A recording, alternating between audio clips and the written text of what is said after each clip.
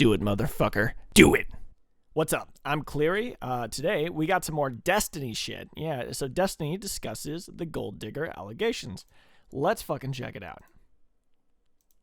Extrapolation of said pattern. Most of the time it's okay, but like in certain situations it's not okay. So when you talk to people and you vent about like a friend or relationship partner, they only have to hear one or two things and then they're like, oh shit, well hold on. This person seems really horrible, because then they're gonna get that feeling, yeah.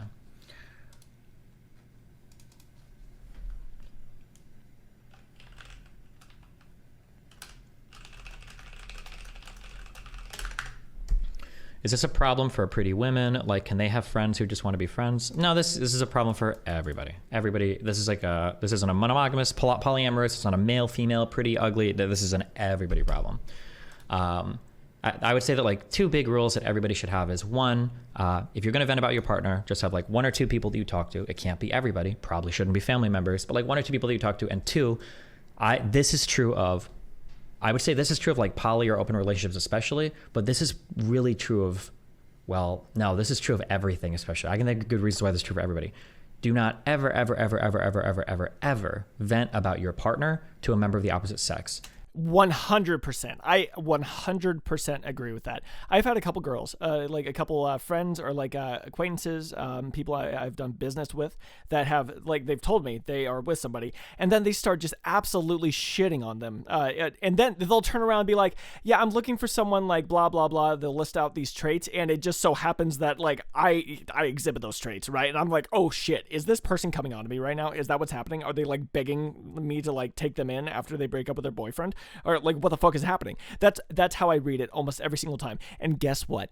For both of them, I was 100% right on that. I got, verification on both of those people. They 100% were trying to get in my pants. So yeah, just don't fucking do it. It comes across that way. Even if you don't intend for it to come across that way, it will come across that way. Do not talk shit about your partner to the opposite sex. You're doing so many self-destructive, mutually destructive, and destructive to the other person things by engaging in that sort of behavior. Oh, and to be fair, Destiny elaborates way more than I did. He's got some good points here. Let's listen. It's self-destructive because you're setting yourself up in your relationship for failure by leading people on. It's destructive to the other person because they think that you're trying to like build them up in their mind and you're trying to like send them a message like, wait, I can be better than your partner. And yeah, being on that side of it is super mindfucky. It's mutually destructive because you're probably going to destroy whatever friendship you have if you're like loading a person's mind up with that. Yeah, it's very, very, very careful to do that.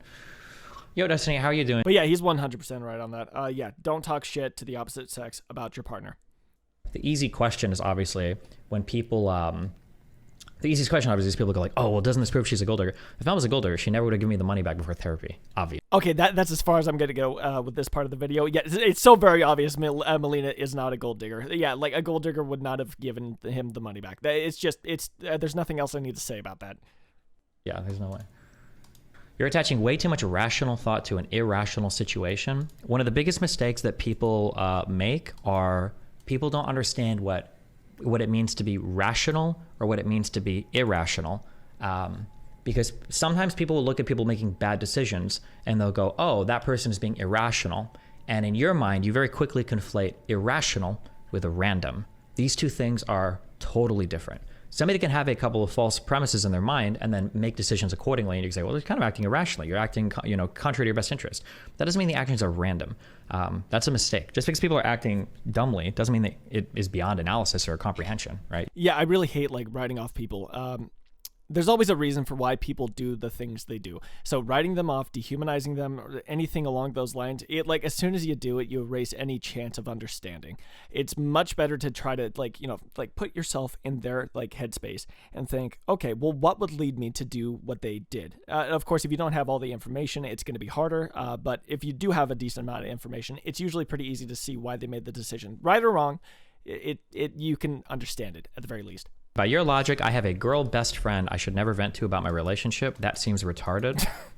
If you're asking me about that, then yes, you probably shouldn't because you probably are retarded. Just wanted to add this because that chatter, fucking dipshit, got owned, fucking owned.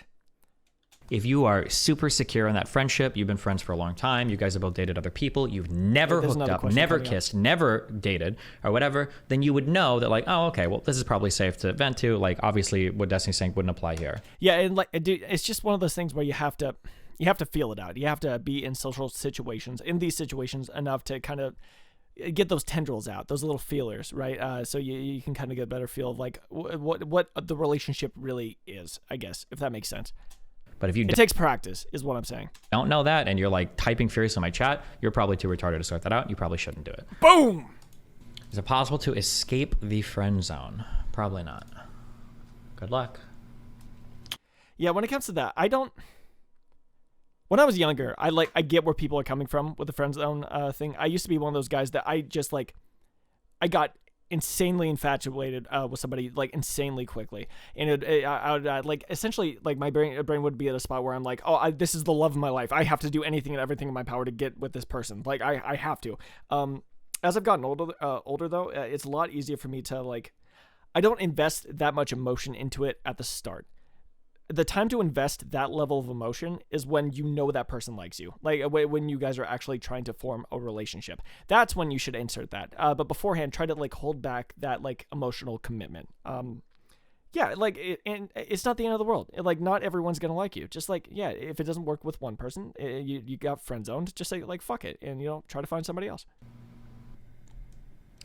Tiny comes off kind of copy about the accusation of Mel being a gold digger. The idea that someone doesn't live up to a stereotype because they do or don't do certain things that type of person would typically do is pretty illogical. Ted Bundy isn't a serial killer because there's an opportunity for him to murder the mailman, but he didn't take it. Mel isn't a gold digger because there was one opportunity she had to extort me and she didn't take it.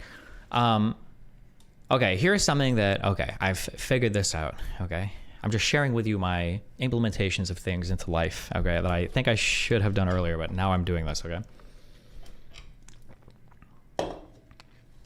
A lot of people have convinced me for a long time that I'm very emotionally retarded or that I approach things a certain way that's like a little bit emotionally dead or not fair to other people. I super disagree with that. I think that most of my world is like pretty fact-based, including things that emotionally affect me. It's not like I don't have emotions. They do, and they impact me. But I think it's fair that when you're having disagreements with people that we can talk about like statements of fact. If we're having a disagreement on something, I think it is completely valid. When I say valid, I don't mean we can have two different perspectives on things. I'm saying that my perspective is correct and yours is wrong. I think it is totally valid that before we get into a discussion over how we feel about things or a back and forth over argument about something, we should be able to lay out and agree on a certain level of facts. And if we can't agree, the conversation doesn't move forward. I think that's correct. I think if you have a different approach, I think it's wrong, and I think you need to work on that.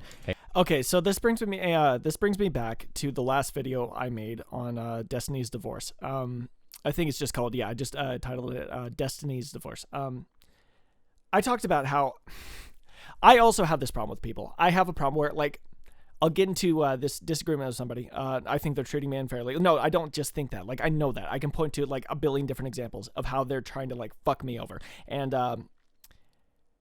I can't let it go. And the person almost never like admits fault. The person, or they'll do it in a really like offhanded bullshitty way where you're like, okay, yeah, you obviously don't actually think you're at fault here. And it just pisses me off. And I have nuked a lot of relationships because of that kind of shit. It's hard to get past. So once again, I've been trying to like tackle this idea, like, maybe I have the wrong goal. Maybe my goal shouldn't be to win an argument, right? It should be to maintain the relationship. So there's a disagreement in the relationship and we need to try to fix it, solve it, or whatever, instead of me just being right, And I'm mulling that over, even though I just don't see a world where like I get into an argument with somebody and they're just 100% fucking wrong and I just like give in or whatever, or like we don't come to a resolution and we just kind of try to like move past it. It doesn't work. I don't know. I will say though, it seems like other people have not as hard of a time like keeping relationships as people like me or Destiny. I don't know what the answer is for us. I really don't. I guess just trying to find the right people, or I guess turning ourselves into fucking welcome mat, which I will never fucking do. Fuck that shit. I'd rather like be lonely as fuck than let people use me. I guess that's how I feel right now anyway. Dude, it's hard. It's fucking hard. Why am I watching this? Why are you linking me this? If people, this is really common, that when a person walks away from something and they didn't want to, remember cognitive dissonance. I'm leaving something that I don't want to leave. What can I do? Do I change my actions or do I change the way I view the thing? You change the way you view the thing, right? If you get banned, what's the first thing every guy says to a girl who curves them in DMs? I love this comment. I didn't like you anyway. You were ugly. Yeah, bitch. that's right. I'm glad That's you right. said that. I didn't was fucking watch playing a you prank anyway. I didn't fucking watch you anyway, bitch. Dude, I've never done that in my life. I don't understand why guys do it. You just look fucking insane and desperate. Whole time, right? That's always, people will try to like emotionally re-encode. Oh, and to be fair, I've had some cringy moments when it comes to girls. All right, I'm just saying when it comes to specifically that sort of cringe. Thankfully, I've never done that. Their past experience with the thing to make it seem like it was like always bad or stupid or whatever. Blah blah blah. Yeah. Overall with this, emotionally rewriting things. I think we're all guilty of that for sure. I've done it. I know that. Oh fuck. But even me saying that, like me realizing it, do I honestly realize that? Because I feel like emotionally, I don't truly understand. Fuck, I don't know. I gotta think about it more. I kind of think that Destiny's doing it to an extent with Melina. I know that while they're together, his policy is like, I'm not gonna talk shit about my wife because of course she is my fucking wife. And now that it's over, he's a lot more open about the problems and all that. But it does kind of sound like he does that. With orbiters, he's broken off with in the past. He had a lot of fun with a lot of them until, they fucked him over or whatever, until shit blew up. And then all you hear from Destiny is just negative. Not okay, that's a little unfair. He can be fair to people, of course, but a lot of the times when shit goes down, he turns on the people hardcore. So I think he's definitely guilty of this, at least to an extent. Yeah, I know he'd probably say something along the lines of, well, yeah, now that the relationship's over, I can be more open about, my problems with it. But once again, I think there is a bit of emotional rewriting there, just a little bit. Am I the only one that fully appreciates the positive impact he has on the world by publicly doing this extremely hard work to influence better conversations and positions about incredibly important topics, but finds the content regarding his personal life utterly destructive to this cause? His conversation with Cenk was incredible and has the ability to influence so many people, yet when you share this conversation with friends and family, they're immediately hit with him airing out the dirtiest laundry about his divorce. If he feels he needs to keep this drama farming aspect of his content up for views, can he at least put it on a separate channel? I keep waiting for him to grow the up, stop placating his young audience with juicy drama, and blossom into the positive force for humanity he is capable of being. Hold on. Edit. Addressing common responses here. Destiny needs views. He's always been public about his personal life. While I acknowledge that interpersonal drama yields a lot of views, and views are necessary for business, I'd argue that Destiny's exceeded the need for drama farming. As Destiny and his audience grow in age, interest in his personal life will wane, where interest in his ability/transparency as a researcher and debater will grow exponentially over time. What are the most popular shows right now? Isn't it like the Kim Kardashian shit? But 2, everyone loves drama. The biggest value I see in Destiny is what he offers that others do not, a good faith, reasoned approach to getting to the truth of an important matter. Our world is absolutely overflowing with drama, cynicism, and people exploiting bias confirmation. The value of someone publicly using their brain to both grapple with large problems and how to honestly approach solving large problems cannot be overstated, and that value will persist much longer. So overall, I agree with the sentiment of this post.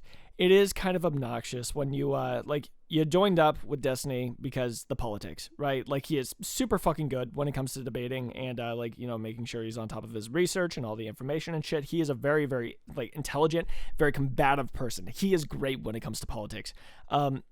So it is a little disheartening when the majority of the videos he's putting out are fucking, relationships burning down, fucking drama and shit. I understand that, but at the same time, I don't blame him for it, at all. Dude, if he can monetize this shit, I would do it in his position. 100%. I would do that. That's pretty much all I wanted to look over when it comes to this video. Yeah, so just some more relationship shit. I don't know why people are so adamant that Melina is a gold digger. There's no evidence for that. There, as far as I know, there's just nothing to back that up.